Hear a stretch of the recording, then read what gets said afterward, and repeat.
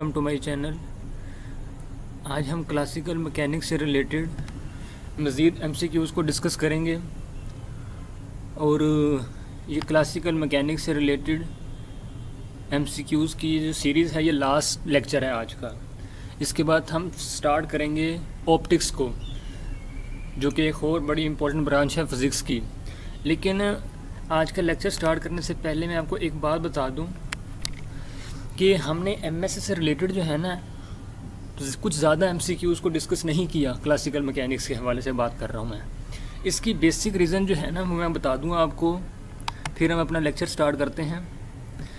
क्योंकि last paper जितने हुए ना, पास पेपर्स 2015 में 2017 में, उससे ये असेसमेंट लगाई गई है कि ऑलमोस्ट 70 to 80% पेपर जो है ना वो एफएससी और बीएससी लेवल में से आता है। जो 20 to तकरीबन 30% पेपर आता है ना वो आता है एमएससी लेवल में से। ये कोई असूल नहीं है, पक्का फंडा उन्होंने बताया, पीपीएससी ने ये नहीं बताया, लेकिन हमने ये अंदाज़ा लगाया है। तो एक बात बता दूं कि एमएससी लेवल में से जो आते हैं 20 से 30 एमसीक्यूज़, वो हर सब्जेक्ट में से नहीं आते। वो सिर्फ मोस्टली 4 सब्जेक्ट हैं जिसमें से आते हैं। वो सब्जेक्ट कौन से हैं? एक सब्जेक्ट है ईएमटी, एक सब्जेक्ट है एसएसपी, एक है क्वांटम मैकेनिक्स, एक है इलेक्ट्रॉनिक्स, जिसमें डिजिटल भी आती है और एनालॉग भी। तो ये 4 सब्जेक्ट हम जब हम डिस्कस करेंगे ना, तब हम एमएससी के भी एमसीक्यूज़ को डिस्कस करेंगे और डिटेल से डिस्कस करेंगे। क्योंकि क्लासिकल मैकेनिक्स में मोस्टली एमसीक्यूज़ जो आते हैं वो आते हैं एफएससी या बीएससी लेवल के, इसलिए हमने मोस्टली जो है ना एफएससी बीएससी लेवल को फोकस किया है। आज मैंने कुछ एमएससी लेवल के भी एमसीक्यूज़ को इंक्लूड किया है। तो बिना टाइम वेस्ट की वीडियो को स्टार्ट करते हैं। हमारा फर्स्ट क्वेश्चन है, according to Kepler's third law of periods the square of period of any planet is directly proportional to the cube of a, square of a या none of these. देखो ना, classical mechanics में ना Kepler's law की बहुत importance है। 3 laws हैं, ठीक है ना, तीनों का आपको पता होना चाहिए। मैं हल्का सा बता देता हूँ, डिटेल नहीं बता रहा, सिर्फ बता देता हूँ कहता क्या है अपने तीनों लॉ में। पहला लॉ बताता है कि प्लैनेट्स जो है ना ये सूरज की तरफ रिवॉल्व कर रहे हैं इन एलिप्टिकल ऑर्बिट्स नॉट सर्कुलर, ये इसका पहला लॉ है। दूसरी लॉ में ये कहता है कि एंगुलर मोमेंटम जो है ना ये कांस्टेंट रहता है। जब प्लैनेट मूव करते हैं ना, एंगुलर मोमेंटम कांस्टेंट रहता है। अपने तीसरे लॉ में ये कहता है कि टाइम पीरियड, मतलब कि एक प्लैनेट को कितना टाइम लगता है अपना रेवोल्यूशन चक्कर कंप्लीट करने में, उसका जो एग्जैक्ट वो फार्मूला देता है वो देता है टी का स्क्वायर डायरेक्टली प्रोपोर्शनल टू है क्यूब ऑफ ए। आपको थोड़ा सा पता होना चाहिए कि ये क्यूब ऑफ ए क्या है। फार्मूला तो आपने याद कर लिया। ये क्यूब ऑफ ए क्या है? इसे कहते हैं सेमी मेजर एक्सिस। देखो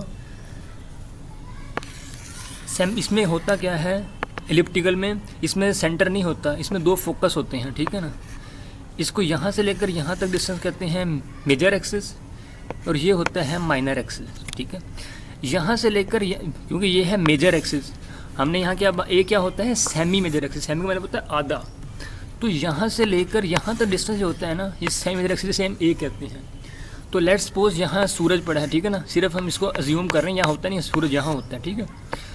तो हम लेट्स सपोज यहाँ अज्यूम करते हैं सूरज है, यहाँ मरकरी है, लेट्स सपोज अगले चक्कर में यहाँ वेनस है, अगले में अर्थ है, ठीक है ना।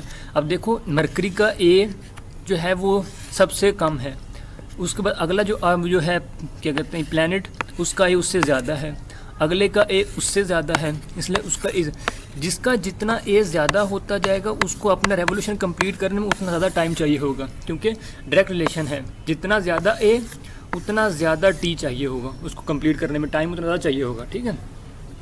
क्योंकि सबसे करीब ये है, इसलिए ये अपना चक्कर सबसे जल्दी कंप्लीट कर लेता है। ये सवाल भी आता है कौन सा प्लैनेट सबसे जल्दी अपना चक्कर कंप्लीट करता है, वो है मरकरी, क्योंकि सबसे करीब है। जब ए सबसे करीब है तो टाइम भी उतना ही कम लगेगा। जो सबसे दूर है उसको उतना ही ज़्यादा टाइम लगेगा, क्योंकि सबसे ज़्यादा उसका ए, सूरज से ए उसका बहुत ज़्यादा बन रहा है, ठीक है। तो बात समझ आ गई होगी यकीनन। तो इसका जो एग्जैक्ट रिलेशन वो क्या देता है, Kepler's third law of period, इसके मुताबिक है कि ना the square of period of any planet is directly proportional to cube of a. इसका राइट आंसर है ए, ठीक है। Moving on the next question, law tells about the law of conservation of angular momentum. ये हमने भी discuss किया है। Kepler's का कौन सा लॉ बताता है कि एंगुलर मोमेंटम जो है ना वो कंजर्व रहेगा जब प्लैनेट्स रिवॉल्व करते हैं अराउंड द सन। तो ये बताता है second law. Right answer is B. Moving on the next question, the point at which, ये इंपॉर्टेंट क्वेश्चन है, the point at which whole mass of the body is concentrated is said to be. देखो आपने क्या कह रहा है कि कोई एक बॉडी है, ठीक है, इसका होल मास किसी एक पॉइंट पर क्या कहते हैं, सारा का सारा कंसनट्रेट करता है, उस पॉइंट को क्या कहते हैं। देखना जब भी लिखा है ना whole mass of the body, इसका राइट आंसर होता है सेंटर ऑफ मास। अगर यहाँ लिखा होता whole weight of the body, क्योंकि मास और वेट में फ़र्क बता चुका हूँ पहले भी। वेट होता है W=mg, ये एक वेक्टर क्वांटिटी है, और ये मास एक स्केलर क्वांटिटी है। जो अगर क्वेश्चन आता है the point at which weight of the body is concentrated is said to be, उससे हम कहते हैं, फिर कहते हैं सेंटर ऑफ ग्रेविटी। ठीक है, यही बेसिक डिफरेंस है। यह लेकिन क्वेश्चन में है होल मास, बॉडी का जो है ना मास किस पे डिपेंड करता है, मतलब वो पॉइंट कौन सा है जहाँ बॉडी का सारा मास कंसनट्रेट करता है, उसे कहते हैं centre of mass. Right answer A हो गया। ठीक है, नेक्स्ट क्वेश्चन है there is no difference between centre of mass and centre of gravity. देखो एक इंपॉर्टेंट क्वेश्चन है। इफ़ जी रिमेन्स, हमारे अर्थ के केस में ना देखो जी जो है ना कांस्टेंट होता है, ठीक है, तो अगर जी कांस्टेंट हो तो सेंटर ऑफ ग्रेविटी का जो पॉइंट है, ठीक है, और सेंटर ऑफ मास जो है, दोनों का एक ही पॉइंट होगा अगर जी कांस्टेंट है, क्योंकि W=mg, अगर जी कांस्टेंट है तो वेट भी वही रहेगा। तो अगर जी कांस्टेंट है तो दोनों एट एक ही पॉइंट पे होंगे, कोई डिफरेंस नहीं होगा सेंटर ऑफ ग्रेविटी और सेंटर ऑफ मास में। अगर जी वेरी कर जाता है, अगर जी वेरीज करता है, चेंज हो जाता है, फिर क्या होगा, लेट्स सपोज ये सेंटर ऑफ ग्रेविटी का निशान है, ठीक है, तो वेट का निशान लेट्स सपोज यहाँ होगा, तो मतलब कि एक पॉइंट पे नहीं होंगे अगर जी कांस्टेंट नहीं होता। अगर जी कांस्टेंट होता है तो फिर centre of mass and centre of gravity दोनों एक ही पॉइंट पे होंगे, ये याद रखना फ़र्क। उसने बोला है कोई डिफरेंस नहीं है, कब नहीं है, सेंटर ऑफ मास और सेंटर ऑफ ग्रेविटी में कब डिफरेंस नहीं है, जब जी रिमेन्स यूनिफॉर्म होगा, फिर ही कोई डिफरेंस नहीं होगा। ठीक है, राइट आंसर क्या हुआ, D. Moving on the next question, एक body is said to be in equilibrium if it remains at rest moving with uniform velocity, या बोथ आर ट्रू, या नन ऑफ दीज। देखो हमें इक्विलिब्रियम की दो condition होते हैं, ये पता होने चाहिए। बॉडी में एक्सेलरेशन, लीनियर एक्सेलरेशन भी ज़ीरो हो और एंगुलर एक्सेलरेशन भी ज़ीरो हो। ठीक है, लीनियर एक्सेलरेशन कब ज़ीरो होता है, जब नेट फोर्स ज़ीरो हो, और एंगुलर एक्सेलरेशन कब ज़ीरो होता है, जब नेट टॉर्क ज़ीरो हो। ठीक है, तो अब उसने क्या कहा है, बॉडी जब रेस्ट में होती है फिर भी एक्सेलरेशन ज़ीरो होता है। ठीक है, अगर बॉडी मूव कर रही है विद यूनिफॉर्म वेलोसिटी से, ठीक है, वेलोसिटी में चेंज नहीं हो रहा, एक्सेलरेशन क्या होता है, dv/dt। अगर v कांस्टेंट है तो कांस्टेंट डेरिवेटिव क्या होता है, ज़ीरो, तो एक्सेलरेशन क्या होगा, ज़ीरो। बेशक स्टैटिक हो या यूनिफॉर्म वेलोसिटी से मूव कर रही हो, तो ये इक्विलिब्रियम में ही होगा। ठीक है, तो इसका मतलब है एक body is set in equilibrium if it remains at rest भी ठीक है, मूविंग विद यूनिफॉर्म वेलोसिटी भी ठीक है। तो राइट आंसर क्या हुआ, सी, बोथ आर ट्रू है। तो moving on the next question, the point at which an applied force produces a linear acceleration but no rotation. हमने पहले डिस्कस किया था कि सेंटर पे हम जितनी मर्जी फोर्स लगाई जाए वो लीनियर एक्सेलरेशन तो प्रोड्यूस कर लेगा बट रोटेशन नहीं करेगा। लेकिन अब पूछा यह गया है उस पॉइंट को हम क्या कहते हैं, centre of body, centre of mass, wait of the body, उस पॉइंट को हम कहते हैं सेंटर ऑफ मास। ठीक है, राइट आंसर क्या हुआ, B. Moving on next question, if, हाँ ये MSc लेवल का क्वेश्चन है। इफ़ एक फील्ड इज़ कंजर्वेटिव, देखो ये हमें पढ़ा होगा आप लोगों ने, इफ़ अगर फील्ड कंजर्वेटिव हो तो फिर del cross F is equal to zero होता है। ठीक है, यही उसने पूछा था, curl of F is zero, या curl of F is minimum या मैक्सिमम या नेगेटिव। राइट आंसर क्या होगा, ए। ठीक है, moving on the next question, if condition of constraints can be expressed as a equation, उसे हम क्या कहते हैं, holonomic constraints, non holonomic constraints, या बोथ ऑफ देम, या नन ऑफ दीज। देखो थोड़ा बता दूँ कंस्ट्रेंट किसे कहते हैं। लेट्स सपोज एक बॉडी है, इसको अगर हम फ्री छोड़ दें तो वो एक्स डायरेक्शन में जा सकती है, वाई डायरेक्शन में जा सकती है और जेड डायरेक्शन में जा सकती है। तो इसके डिग्री फ्रीडम कितने हो गए 3। अगर हम इसके ऊपर रेस्ट्रिक्शन लगा देते हैं, लेट्स सपोज यहाँ हमने दीवार खड़ी कर दी, ठीक है ना, यहाँ हमने रेस्ट्रिक्शन लगा दी, अब बॉडी ना ऊपर जा सकता है ना स्पेस में आ सकता, सिर्फ एक ही डायरेक्शन में जाएगा। ये हमने क्या लगाई है, रेस्ट्रिक्शन। इसे कहते हैं कंस्ट्रेंट्स। वो कहता है कंस्ट्रेंट्स अगर एक्सप्रेस हो सके एज अ इक्वेशन, उससे हम कहते हैं होलोनोमिक कंस्ट्रेंट्स। राइट आंसर है ए। अगर क्वेश्चन आता can not be express as a equation, उस कंस्ट्रेंट को कहते हैं नॉन होलोनोमिक कंस्ट्रेंट्स, ठीक है। तो इधर राइट आंसर है A. Moving on the next question, total energy of the system is said to be. ये बात याद रखना, लैग्रैंजियन और हैमिल्टोनियन ये दो बेसिक फंडा हैं क्लासिकल मैकेनिक्स में, ठीक है। आपको दोनों को पता होना चाहिए क्या होता है। देखो लैग्रैंजियन क्या होता है, काइनेटिक एनर्जी और पोटेंशियल एनर्जी का डिफरेंस, ठीक है। और हैमिल्टोनियन होता है kinetic energy plus potential energy को अगर ऐड कर दो, हैमिल्टोनियन कहते हैं। ये भी क्वेश्चन आता है total energy of the system is said to be, हम कहेंगे हैमिल्टोनियन, ठीक है। तो अब क्वेश्चन क्या पूछा गया है, total energy of the system is said to be Hamiltonian. Right answer क्या है, बी, ठीक है। ये क्वेश्चन होता है कि डिफरेंस, अगर क्वेश्चन इस तरह भी आ सकता है, क्या कहते हैं काइनेटिक एनर्जी और पोटेंशियल एनर्जी के डिफरेंस को क्या कहते हैं, फिर हम कहते हैं लैग्रैंजियन, ठीक है। Moving on the next question, if H is constant. देखो अगर हमें पता होना चाहिए पहले एच क्या होता है, मैंने बताया। अगर ये कॉन्स्टेंट है then it means law of conservation of mass, energy या वॉल्यूम।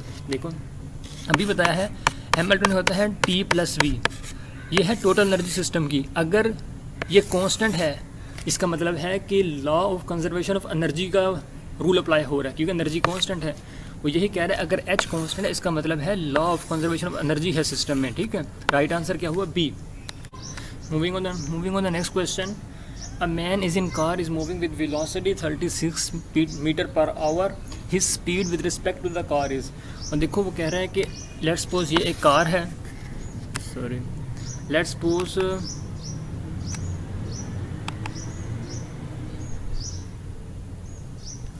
सपोज ये एक कार है, ठीक है। यहाँ एक बंदा बैठा हुआ है और कार मूव कर रहा है जितनी वेलोसिटी, जिसको भी छोड़ो, ठीक है ना। वो कह रहे कार के हिसाब से इसकी स्पीड कितनी है, यही क्वेश्चन है ना, हिज स्पीड, ठीक है। देखो जैसे वो बंदा अपनी सीट पे बैठा हुआ है तो कार के हिसाब से ये मूव नहीं कर रहा। अगर लेट्स सपोज एक बंदा यहाँ बैठा हुआ है, वो तो देखेगा ये बंदा अपनी जगह पर बैठा है, कहाँ मूव कर रहा है, इसके हिसाब से या कार के हिसाब से इसकी स्पीड 0 है, ठीक है। लेकिन अगर बंदा एक बाहर बैठा होगा, ठीक है ना, वो बाहर किसी दूर जगह पर, किसी सड़क पे बैठा, किसी सड़क पे खड़ा देख रहा है उसको, किसी और बिल्डिंग पे देख रहा है, तो वो देखेगा कि जिस स्पीड से कार मूव कर रही है उसी स्पीड से वो बंदा मूव कर रहा है। तो अगर वो कहता कि इस बंदे के हिसाब से जो बाहर बैठा है, तो फिर हम कहते हैं कि उसी वजह से मूव कर रहा है जिससे कार मूव कर रही है। लेकिन यहाँ क्वेश्चन है विद रिस्पेक्ट टू कार, तो विद रिस्पेक्ट टू कार इस बंदे की वेलोसिटी होगी या स्पीड होगी 0। तो राइट आंसर हमारा क्या है, सी। नेक्स्ट क्वेश्चन है contact force always acts at. पहले पता नहीं कॉन्टैक्ट फोर्स क्या होती है। देखो एक मैग्नेट है, ठीक है ना, इसका ये एक पोल है, दूसरा पोल है, ये दूसरा मैग्नेट अगर मैं करीब लाता हूँ, अगर मैं इसको कॉन्टैक्ट नहीं भी करता फिर मैग्नेटिक फोर्स लगेगी और उसको अपने अट्रैक्ट कर लेगा। इस तरह इलेक्ट्रिक फोर्स भी लग जाती है दूर से ही। इस तरह ग्रेविटेशनल फोर्स है, यहाँ ग्राउंड है, बॉल ऊपर है, फिर भी उसके ऊपर फोर्स लगेगी। लेकिन कॉन्टैक्ट फोर्स वो होती है जब दो बॉडीज़ का आपस में कॉन्टैक्ट होता है, फिर जो फोर्स लगती है उसे कहते हैं कॉन्टैक्ट फोर्स। लेट्स सपोज ये फुटबॉल है, जब उसको प्लेयर किक लगाता है तो ये कॉन्टैक्ट हुआ, इसे फिर कॉन्टैक्ट फोर्स लगी। इस तरह लेट्स सपोज एक ब्लॉक है, ठीक है ना, उसको जब कोई इंसान पुश करता है या पुल करता है, ठीक है ना, फिर भी जो दो बार से कॉन्टैक्ट हुआ फिर फोर्स लगी, उसे कहते हैं हम कॉन्टैक्ट फोर्स। और ये फोर्स तब तक रहती है जब तक बॉडीज़ में कॉन्टैक्ट हो। जब बॉडीज़ में कॉन्टैक्ट ख़त्म हो गया, फोर्स ख़त्म हो गई, ठीक है। तो ये लगती, पूछा गया है कि जब लगती है तो उसका एंगल क्या होता है, किस एंगल पे लगती है। ये हमेशा लेट्स सपोज सरफेस के राइट एंगल पे लगती है, ठीक है ना। Contact force always acts at right angle to the surface. Surface के हमेशा राइट एंगल पे लगती है, 90 एंगल बनाती है। राइट आंसर है B. Moving on the next question, when two objects are in contact they exert forces. देखो जब भी दो बॉडीज़ का कॉन्टैक्ट होता है तो ये फोर्स लगाती हैं ऑपोजिट डायरेक्शन में। एक की डायरेक्शन अगर ये है, दूसरी डायरेक्शन ये होगी। राइट आंसर है ए, ठीक है।